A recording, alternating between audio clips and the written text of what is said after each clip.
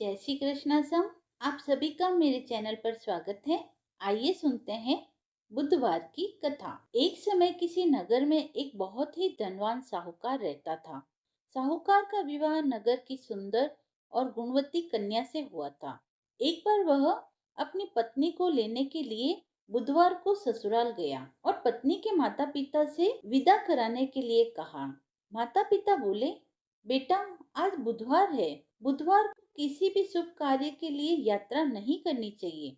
लेकिन वह नहीं माना और उसने वहम की बातों को न मानने की बात कही। फिर लड़की के माता पिता ने अपनी कन्या को विदा कर दिया और दोनों बैलगाड़ी से यात्रा प्रारंभ करने लगी। 2 कोस की यात्रा के बाद ही गाड़ी का एक पहिया टूट गया। वहां से दोनों ने पैदल यात्रा शुरू की। रास्ते में पत्नी को प्यास लगी तो साहूकार उसे एक पेड़ के नीचे बिठाकर जल लेने के लिए गया। थोड़ी देर बाद जब वो वापस लौटा तो वह बुरी तरह हैरान हो उठा, क्योंकि उसकी पत्नी के पास उसकी ही शक्ल सूरत का एक दूसरा व्यक्ति बैठा था। पत्नी भी साहूकार को देखकर हैरान रह गई। वह दोनों में कोई अंतर नहीं कर पाई। साहूकार ने उस व्यक्ति से पूछा, तुम कौन हो और मेरी पत्नी के पास क्यों बैठे हो?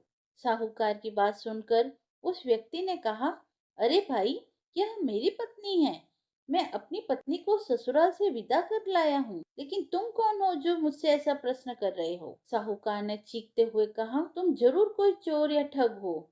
यह मेरी पत्नी है। मैं इसे पेड़ के नीचे बिठाकर जल लेने के लिए गया था। इस पर उस व्यक्ति ने कहा, अरे भाई, झूठ तो तुम बोल ही रहे हो। पत्नी को प्यास लगने पर जल लेने तो मैं गया था। मैं तो जल लाकर अपने पत्नी को पिला भी चुका हूँ। अब तुम चुपचाप यहाँ से चलते बनो, नहीं तो किसी सिपाही को बुलाकर तुम्हें पकड़वा दूंगा। दोनों एक दूसरे से लड़ने लगे। उन्हें लड़ते देख बहुत से लोग वहां एकत्र हो गए। नगर के कुछ सिपाही भी वहां पर आ गए। सिपाही उन दोनों को पकड़कर राजा के समक्ष ले गए। सारी कहानी सुनकर राजा भी कोई निर्णय नहीं कर पाए। पत्नी भी उन दोनों में से अपने वास्तविक पति को न पहचान सकी। राजा ने उन दोनों को कारागार में डाल देने को कहा। राजा के फैसले को सुनकर असली साहूकार भयभीत हो उठा। उसी समय आकाशवाणी हुई, साहूकार, तूने माता पिता की बात नहीं मानी और बुधवार के दिन अपने ससुराल से प्रस्थान किया। इसी कारण यह सब तेरे साथ हुआ है, क्योंकि तेरे ऐसा करने से बुद्धदेव तुझसे कुपित हो गए हैं और ये बुद्धदेव का ही प्रकोप है। साहूकार ने प्रार्थना की कि हे बुद्धदेव, आप मुझे क्षमा कर दीजिए।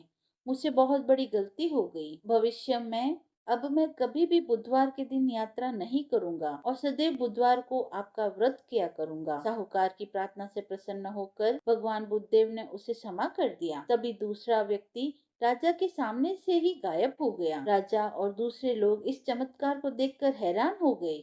भगवान बुद्धदेव की अनुकंपा से राजा ने साहूकार और उसकी पत्नी को सम्मान पूर्वक विदा किया। कुछ दूर चलने पर रास्ते में उन्हें बैलगाड़ी मिल गई। बैलगाड़ी का टूटा हुआ पहिया भी जुड़ चुका था। दोनों उसमें बैठकर नगर की ओर चल दिए। साहूकार और उसकी पत्नी दोनों बुधवार का व्रत करने लगे और आनंद पूर्वक जीवन यापन करने लगे। भगवान बुद्ध देव की कृपा से उनके घर में धन संपदा की वर्षा होने लगी और जल्द ही उनके जीवन में खुशियां ही खुशियां भर गई। जो भी व्यक्ति बुधवार का व्रत करता है, वह बुधवार की व्रत कथा सुनता या पढ़ता है, उनको बुधवार के दिन यात्रा करने का कोई दोष नहीं लगता है और उनको सभी प्रकार के सुखों की प्राप्ति होती है।